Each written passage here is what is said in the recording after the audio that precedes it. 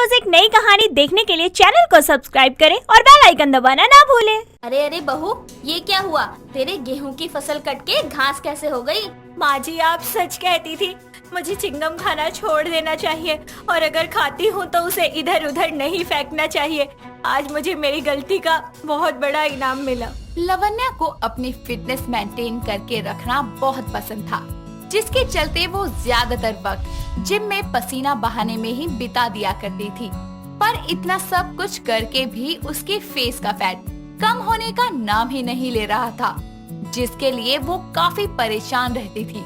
ऐसे ही एक दिन वो अपनी दोस्त मीरा के पास बैठी होती है और उससे बोलती है, यार मीरा, मैं तो बड़ी परेशान हो गई हूँ।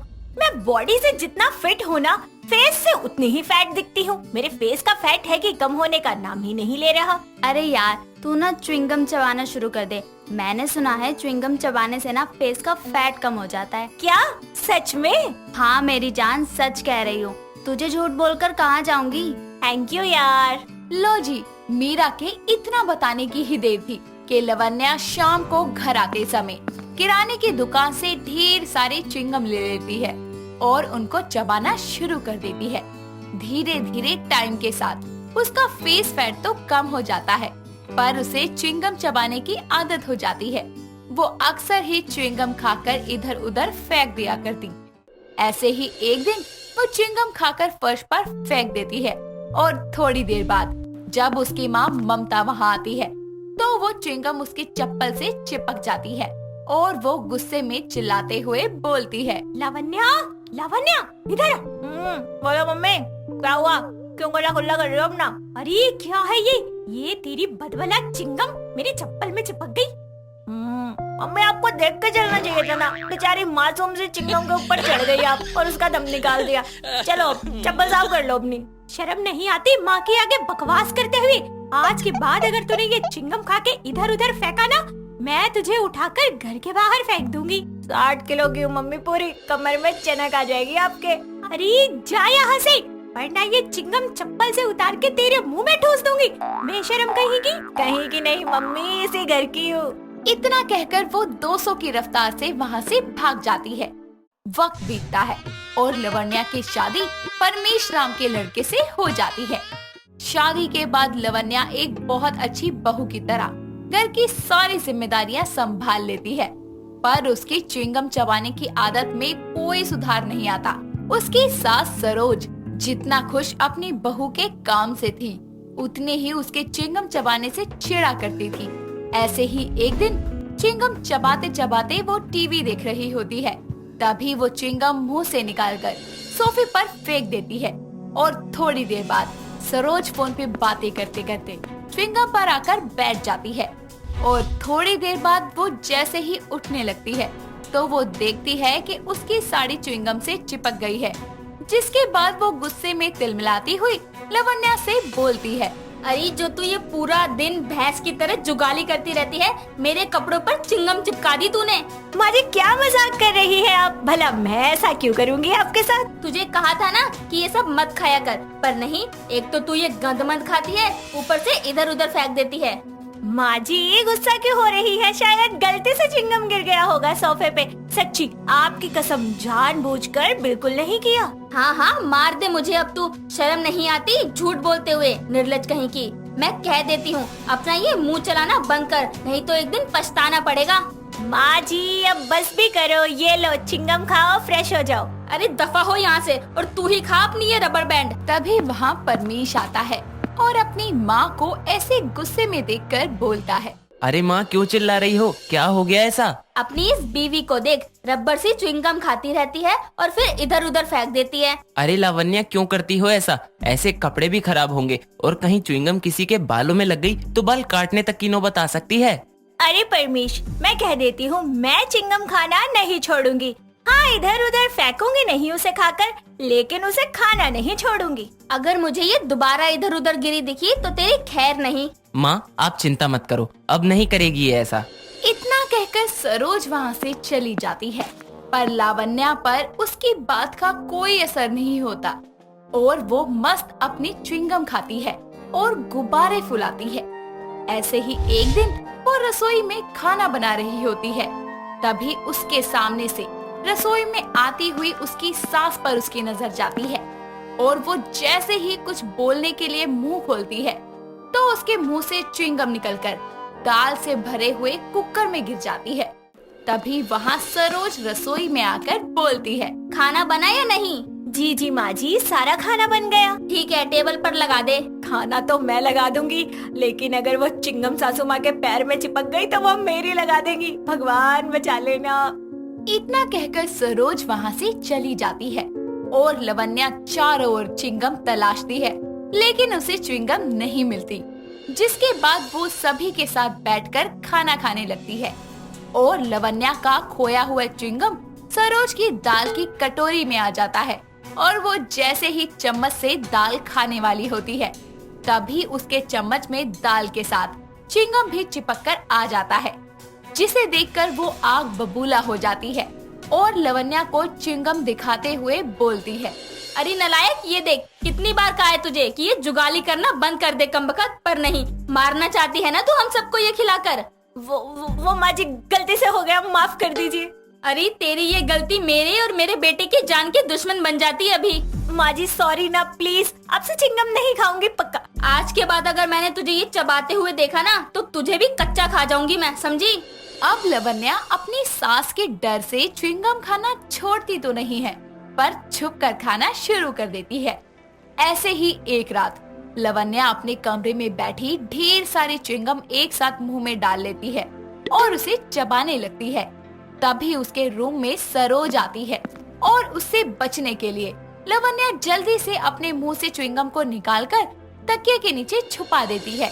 तभी सरोज बोलती है, बहू सुन, कल तेरे गिरधारी चाचा आ रहे हैं अपने पूरे परिवार के साथ, तो अच्छे से सारी तैयारी कर लियो। जी माँ जी ठीक है, मैं सब कर दूंगी। इतना कहकर सरोज वहाँ से चली जाती है और लवन्या भूल जाती है कि उसने तकिए के नीचे च्युइंगम को छुपाया था। जिसके बाद वो तकिए को पलटकर सो जाती है और उसका छुपाया हुआ च्युइंगम उसी के बालों में चिपक जाता है। अगली सुबह उठकर जब वो अपने बालों को देखती है तो उसके सारे बालों पर च्युइंगम चिपका होता है और उसके बाल खराब हो जाते हैं। वो अपने बालों को सुलझाने की बहुत कोशिश करती है, लेकिन उसके बाल नहीं सुलझते। कुछ देर बाद मेहमान आ जाते हैं और लवन्या उन्हें देखकर जल्दी से पलट जाती है और थोड़ी देर बाद वो सर पर पल्ला लिए हुए वापस आती है, जिसे देखकर उसकी सास बोलती है, अरे बहू क्या बात है, आज तो बड़ी आज्ञाकारी बहू की तरह सर पे पल्ला लिए घूम रही है, क्या राज है? कुछ नहीं माँ जी। अरे कुछ तो बात है, जरा अपना पल्ला हटा। लवन्या जैसे ही पल्ला हटाती है तो उसकी सास बोलती है, अरे बहू ये क्या हुआ, तेरे गेहूं की फसल कट के घास कैसे हो गई? माँ जी आप सच कहती थी, मुझे चिंगम खाना बंद कर देना चाहिए और अगर खाती हूँ तो उसे इधर उधर नहीं फेंकना चाहिए। मुझे आज अपनी गलती का बहुत अच्छा इनाम मिला है। देखा लवन्या, मैं भी तो कहता था कि ऐसा हो सकता है और देखो वही हुआ।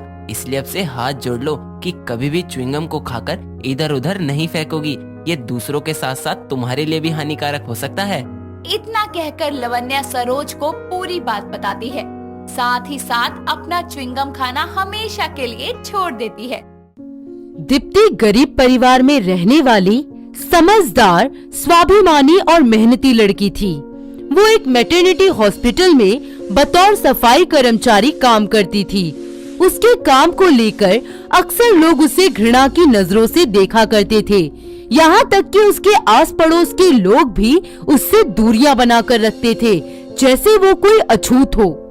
लोगों का ये व्यवहार दीप्ति के मन को बहुत चुभता था, पर वो इसे नजरअंदाज कर अपने कर्तव्य का पालन पूरी निष्ठा के साथ करती थी। ऐसे ही एक दिन हॉस्पिटल में, ये दीप्ति, ये पेशेंट नंबर 11 की बेडशीट और वार्ड नंबर 10 को क्लीन कर दो, वो भी फटाफट। जी मैम, बस आ गई। दीप्ति वार्ड नंबर 10 में हाथ में पोछे की बाल्टी लिए पहुंचती है कि अचानक उसका पैर फ्लोर पर पड़े केले के छिलके पे पड़ जाता है और वो फिसलकर धड़ाम से गिर जाती है और बाल्टी उड़ते हुए एक पेशेंट सुजाता के मुंह पर अटक जाती है और सारा गंदा पानी उसकी ड्रेस पर गिर जाता है। और कोई उसकी मदद को नहीं आता। दीप्ति उसके सर से बाल्टी उठाती है। माता जी मुझे माफ कर देना, गलती हो गई। आए, अरे सर फोड़ दिया मेरा, छी छी। अरे माता जी गुस्सा मत होइए, पता नहीं कैसे उस छिलकी पर पैर पड़ गया और ये हादसा हो गया। अरे तुम जैसे लोगों को मुझे अच्छे से सबक सिखाना आता है। इतनी बदबू, अरे बुलाओ डॉक्टर को, इसको तो मैं अभी सबक सिखाती हूँ। मुझ पे पोछे का पानी गिराया। अयो अयो अम्मा, गलती से हो गया, माफ कर दो ना इसको। छी छी, आए हाय, सफाई वाली ने छुआ कैसे मुझे, हे भगवान, पूरा पवित्र कर दिया मुझे। हाय पापन, दूर हट। माता जी कैसी बातें कर रही है, आखिर हम भी इंसान हैं, हमारी भी कोई इज्जत होती है। हाय, इन जैसों की इज्जत मुझे लेक्चर देगी। थक।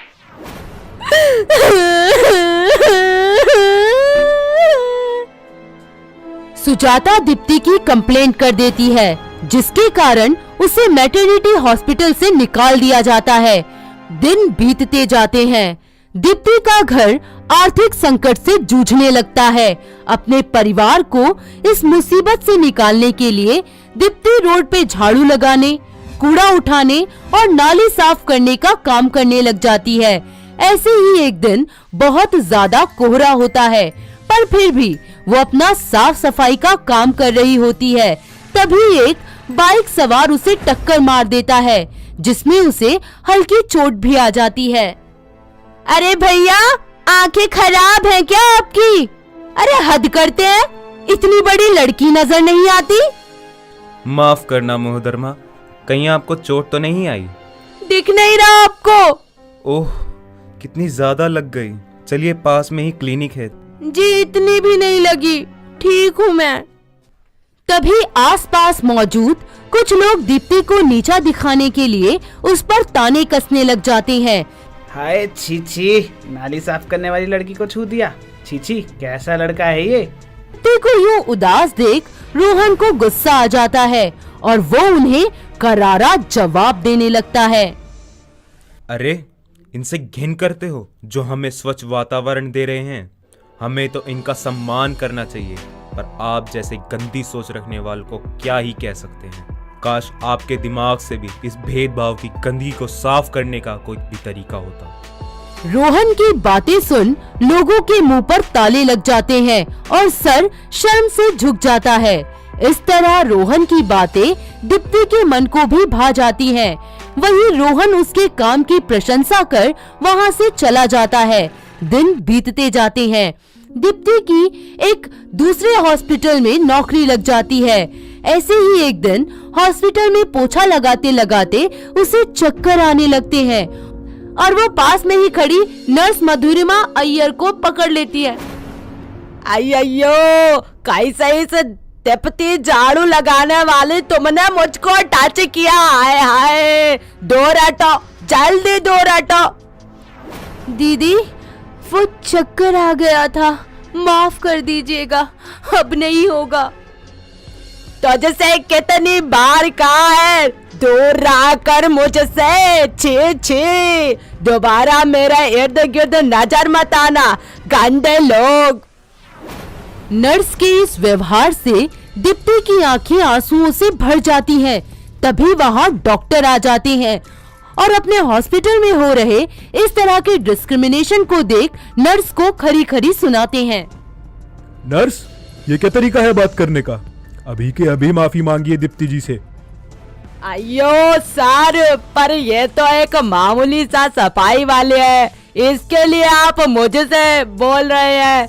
मैं को छुआ कैसे? मेरे को ऐसे लोगों से बहुत घिन आता। और मुझे तुम्हारी सोच से। ये तो वॉरियर है हमारे हॉस्पिटल के, इनकी वजह से हम सब आज स्वस्थ हैं। अगर ये स्वच्छता का ध्यान ना रखे तो हम ना जाने कितनी बीमारियों की चपेट में आ जाएंगे।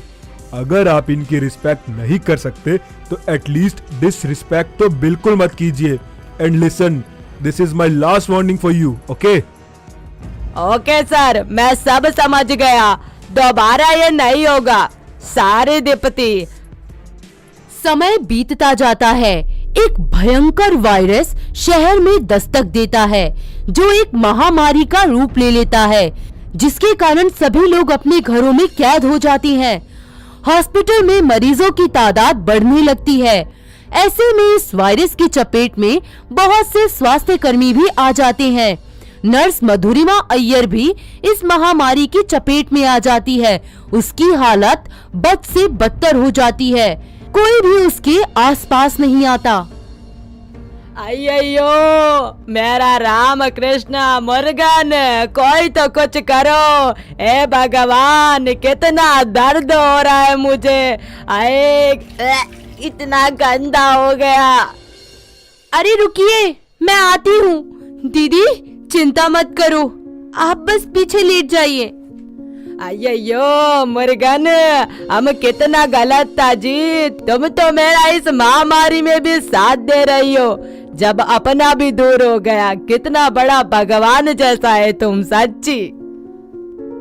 ऐसा कुछ नहीं है दीदी, बस आप चुपचाप आराम कीजिए। होता है जिंदगी में कभी कभी ऐसे। थोड़ी ही देर बाद वहाँ रोहन इमरजेंसी सिचुएशन में अपनी माँ सुजाता के साथ आ जाता है, जहाँ पर पता चलता है कि उसकी माँ और उसे भी महामारी हो गई है। डॉक्टर उनका ट्रीटमेंट करते हैं और उन्हें क्वारंटाइन कर देते हैं। सभी उनसे अछूतों जैसा व्यवहार करते, लेकिन दीप्ति उनका खूब ख्याल रखती है। कुछ दिनों बाद वो लोग स्वस्थ हो जाते हैं। रोहन को दीप्ति से प्यार हो जाता है और वो उससे शादी करने का फैसला कर लेता है।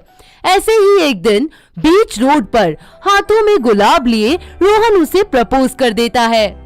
सुनिए दीप्ति जी, मैं आपसे शादी करना चाहता हूँ। जी मुझे कोई आपत्ति तो नहीं है, लेकिन क्या आपकी माँ एक सफाई वाले को बहू मानेंगी?